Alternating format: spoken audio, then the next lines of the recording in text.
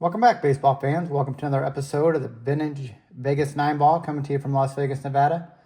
And we have another nine great cards to present for you today. And without further ado, let's get started with the Vegas 9 Ball for today.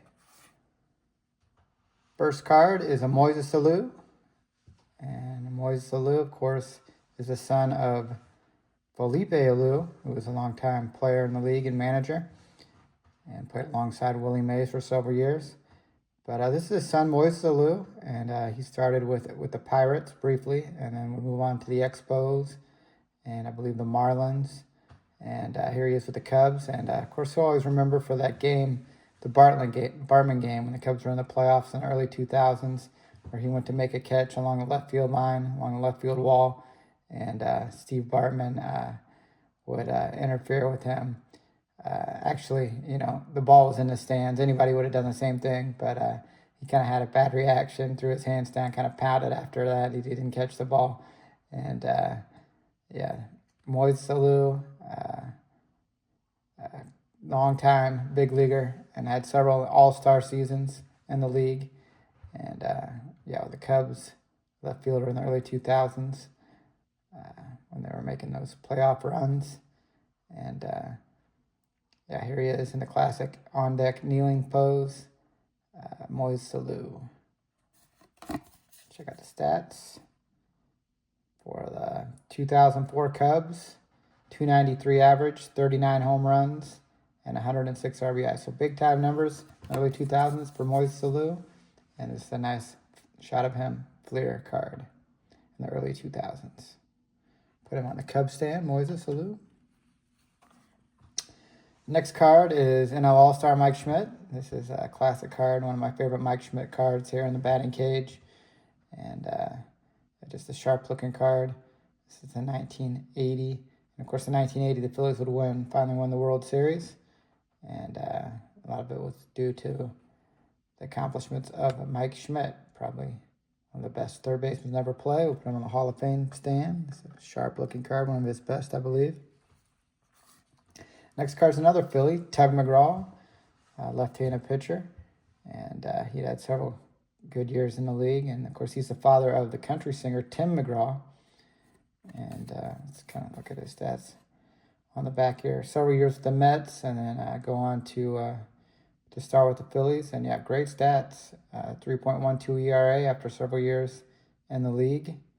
And just a couple games over 500, it looks like, but that's some bad luck when you have a 3.12 ERA. And, Tug McGraw,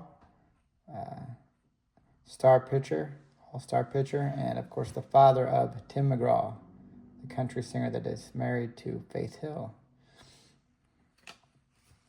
Next card is a Bob Ojeda, here early in his career with the Red Sox. Of course, he would go on to play with the Mets when they won the World Series in the mid-'80s. And, good left-handed pitcher. Also remember he was part, unfortunately, of that tragic accident with Tim Cruz. They were out fishing, Bob Ojeda, Tim Cruz, and Steve Olin.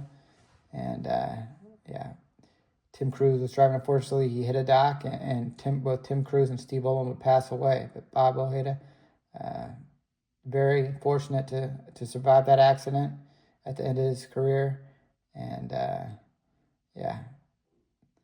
go on to be a broadcaster, and he was a good pitcher during his time. But very fortunate that night that those other two teammates of his passed away in Florida during spring training. Bob Ojeda. Next card is a Mark Grace, here as a Diamondback. Of course, he would be part of that World Championship Diamondback team in the early 2000s, and we're always very happy for him after spending several years with the Cubs, and, of course, never having much success in the postseason. He was able to score that World Championship with the Diamondbacks, and, all-time hit king of the 1990s, Mark Grace. Let's check out his stats on the back of the card. And 2001 in the Diamondbacks, 298 average, 15 home runs, and those were pretty steady numbers. And he would put up numbers similar to those throughout his career with the Cubs. And yeah, Mark Grace, Cubs legend, first baseman. We'll put him on the stand. Mark Grace. Next card is a Lyman Bostock. And Lyman Bostock is famous for tragically being one of the few baseball players that was killed during the season. He was playing for the Angels at the time, and they were in Chicago. And I believe his family was originally from Gary, Indiana. And so he went back to Gary, Indiana and to hang out with some of his family while they were playing the White Sox in Chicago. And unfortunately, he was hanging out with some girls, and one of the girls was estranged from her husband. And the husband, I think, pulled up to him at a stoplight and gunned down. I think Lyman Bostock shot Lyman Bostock and his estranged wife or girlfriend. And then Bostock, unfortunately, would pass away from those injuries. And I believe the woman survived, but yeah, Bostock was killed in that tragic accident in Gary, Indiana. And here he is, promising young career. If you look here, his major league totals and 1,400 at bats, he had a 318 average.